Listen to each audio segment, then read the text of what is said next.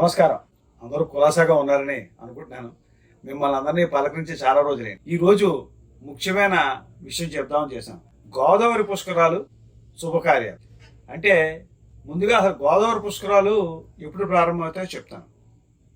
2027 June 26 నుండి 12 రోజుల పాటు గోదావరి పుష్కరాలు జరుగుతాయి.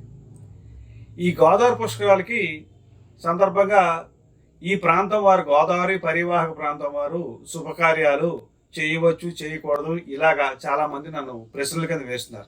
గోదావరి పుష్కరాల సందర్భంగా పుష్కరాలకి ముందు ముహూర్తాలు ఉన్నంత వరకు, అంటే ఇప్పుడు ఈ పరాభవన సంవత్సరం ఏప్రిల్ 7 దాకా ఉంటుంది. మార్చి నెలాఖరు చాక ముహూర్తాలు ఉన్నాయి. వివాహ శుభకార్యాలు చేసుకోవచ్చు.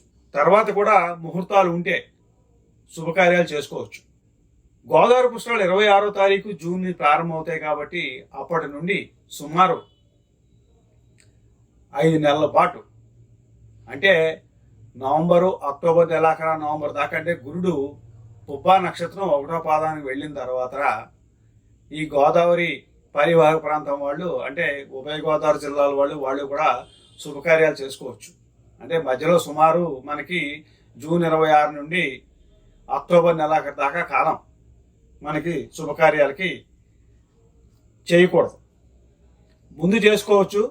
తర్వాత సుమారు అక్టోబర్ నెల దాటిన తర్వాత నవంబర్ నెల ఆ టైం నుంచి చేయొచ్చు. మీకు కరెక్ట్ తేదీలు, అంటే ఎప్పటి నుంచి చేయొచ్చు అనేది నా కొత్త పంచాంగం విడుదల చేసిన తర్వాత మీకు నేను వివరిస్తాను.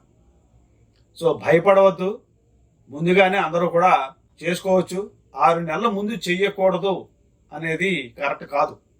6 నెలల ముందు చేసుకోవచ్చు. ఈ ఏడాది, అంటే ఇప్పుడు జరుగుతున్న ఈ పరాభవన సంవత్సరం, మళ్ళీ 2027 ప్రథమార్థంలో చక్కటి ముహూర్తాలు ఉన్నాయి. 2026 డిసెంబరు, 2027 జనవరి ప్రాంతంలో కూడా ముహూర్తాలు ఉన్నాయి. మాఘమాసంలో ముహూర్తాలు ఉన్నాయి. తర్వాత ఫాల్గున్ మాసంలో ముహూర్తాలు ఉన్నాయి. అంటే ఫిబ్రవరి, మార్చి వస్తుంది. వివాహాది శుభకార్యాలు చేసుకోవచ్చు. మీకు ఏమైనా సందేహాలు ఉంటే కింద నా నెంబర్లు ఉన్నాయి కదా, వాటికి ఫోన్ మాత్రమే చేయండి, మెసేజ్లు పెట్టవద్దు. మీ ఎక్కల రామకృష్ణ. జై శ్రీమన్నారాయణ.